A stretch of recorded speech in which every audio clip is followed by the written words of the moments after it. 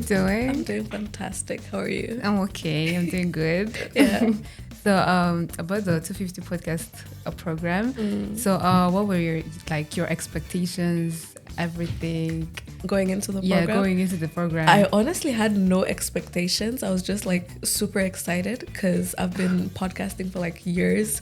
And it kind of felt like it was just a few people in like the country doing it, which I didn't like at all because I'm a fan of like communities and the opportunity to help create more podcasters in this country like felt like a once in a lifetime experience and like a lifelong dream of mine that I didn't even know I had. So it was great. It was fantastic. Yeah. How's your experience? How's your experience? I mean, I was facilitating and I'm actually curious about like your experience learning within the podcast platform, like the 250 podcast lab. Yeah. And so I would say I didn't have any type of expectations when I came in. Yeah. I was looking forward to the program, but I would say some of the things that really surprised me was like I didn't know people get to sit down and do like scripts, script the whole episode, do like everything. So it was like kind of a shock to see that people do it.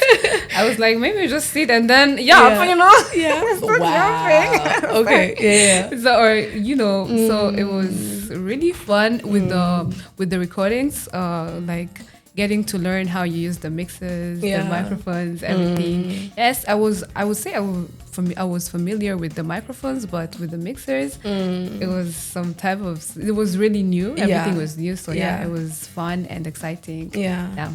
I get how podcasting seems so easy, like from the outside looking in. It's just you have a microphone, you talk into the microphone, you upload. But no, there's so much more that goes into it. And I feel like there needs to be way more formalized training around it, just so that podcasters aren't just doing like a hobby, but it's a viable career. It's a viable hobby that you can monetize on, basically. Yeah, it's not just vibes. It's not Yap Central, even though it is.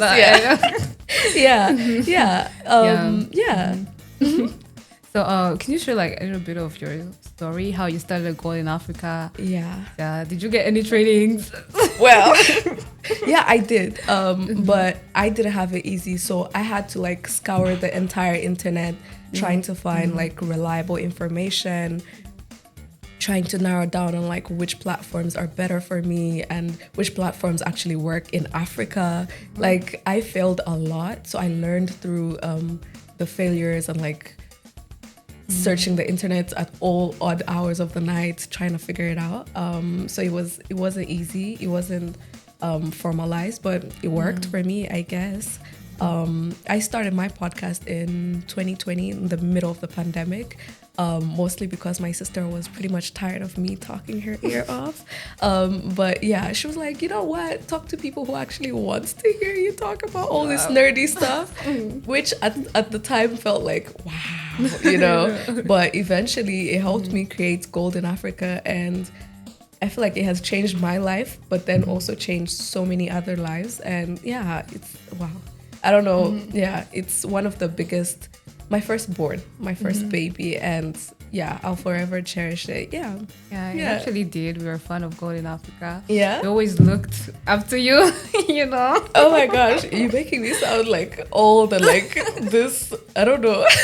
But huge thing. Yeah. It was great for sure. What vision do you have for your podcast? What vision do you have for your podcast? Yeah. So as in like when I start from like where it all began, I would say I've always wanted to start a podcast, but I wasn't really sure if it's a podcast. Okay, I wanted a platform where to share like my different, perspective on things, where I want to voice some things. So the idea of starting a podcast came like, I would say, recent. So my vision, I would say I want to like see it like having an impact on different people, because I'm going to share about my podcast what it's going to be. So I want it to be like an impact to especially young adults. So I feel like I have a bigger vision of it, but I'm just going to share it as time goes, Okay. Why are you gatekeeping your podcast? Wow, okay. Okay, I think that's cool. And okay, seeing what you had in terms of the vision of your podcast or what you wanted it to be at the beginning of the program, and then now that you finished the program, has anything changed in the vision of your podcast or even the mission that you have? Yeah. So before I joined the program, I obviously had different, like, you know, how I'm going to do my podcast.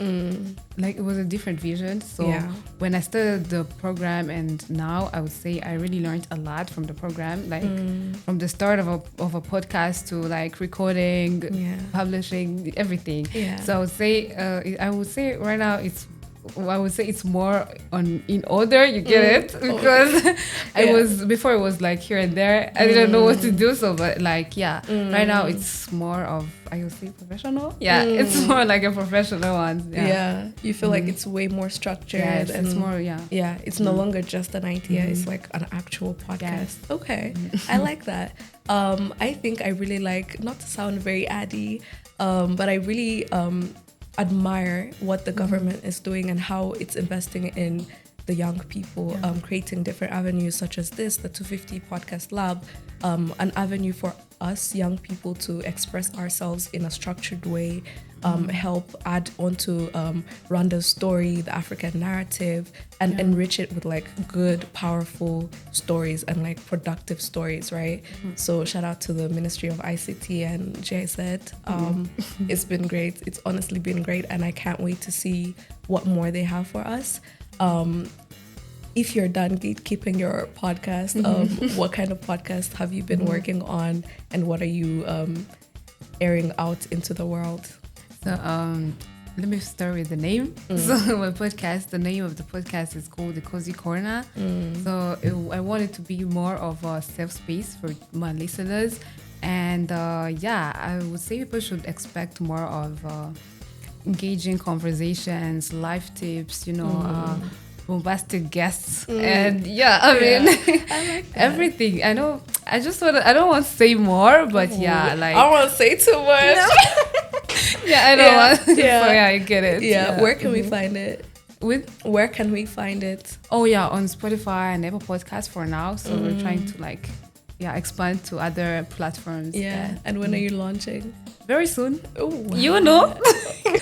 I really do love your podcast idea. The Cozy Corner. It does sound fresh. It sounds warm, and it definitely feels like a big gap in the market. And what I mean by that is there's a lot of podcasts that are talking about like business stuff, maybe even tech and like politics, and that's it. And then there's also another side of entertainment where people are talking about like celebrity news and gossip and stuff like that. And we definitely need like a safe space in the middle of that, right? And that's exactly what I feel like your podcast is doing. It's filling a space for young adults to feel at home, to feel represented, to learn about mental health, learn about cool tech innovations and whatnot. I really love that idea.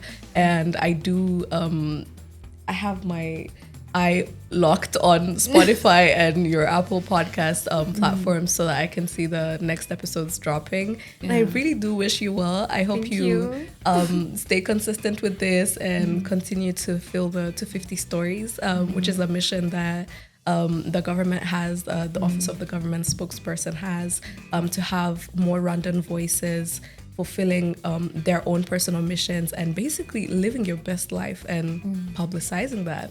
I wish you well. Thank you. Perfect.